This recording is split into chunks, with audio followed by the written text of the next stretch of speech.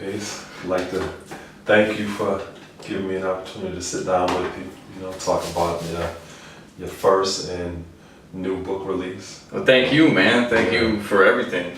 Yeah, man.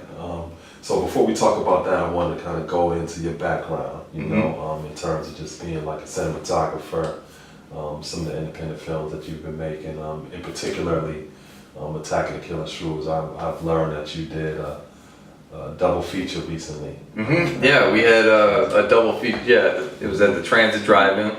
Attack of the Killer Shrews played with Wolf House, which is another film that I made. I mean, that's kind of what I'm known for mostly, is being a filmmaker, a low budget guy that could get stuff done on a shoestring budget. I mean, I worked in the film industry for a number of years as a hired gun for bigger studios, but I'm an independent person, so I just need to be independent.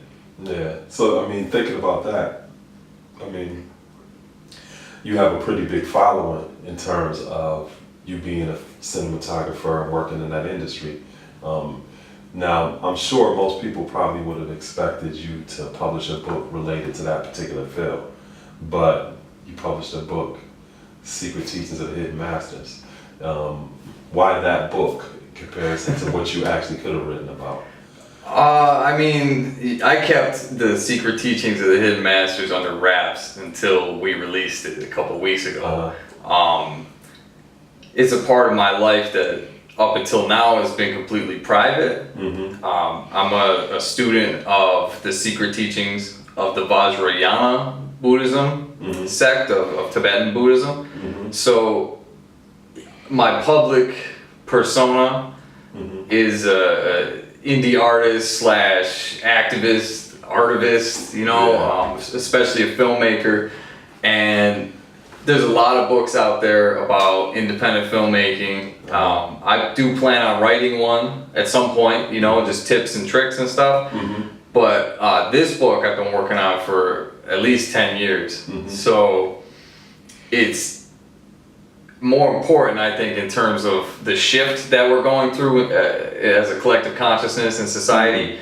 And I see, you got to know a little bit about my background to know, where I was at and in terms of what I wanted to do in a literature, sense. Like my first emergence as an author. Vajrayana Buddhism in itself is said to be the only school of any teaching or philosophy that you can achieve enlightenment, whatever that is, in one lifetime. So it's known as the diamond method. And it found me, and then my life just like flipped upside down, and I started being able to understand things that I previously wasn't able to understand, and that's the secret teaching. So then I learned that there's a whole school within the school of just the secret teachings. And I was like, wow, I mean, I didn't even know I was studying this whole time, Yeah, at what point would you say was that significant moment when you came into that realization? Definitely the summer of 2012. So I knew what I believed in, you know what I mean? Like, I had my own theories about the world and science and consciousness and Jesus and Buddha, and you know what I mean? I'd never heard anybody express their theories quite like mine were. And then when I was a part of an initiation, a shamanic initiation, which I didn't sign up for. It just, sort of happened in my life the way they do.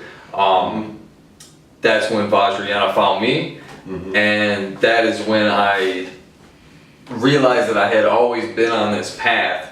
I just didn't know it.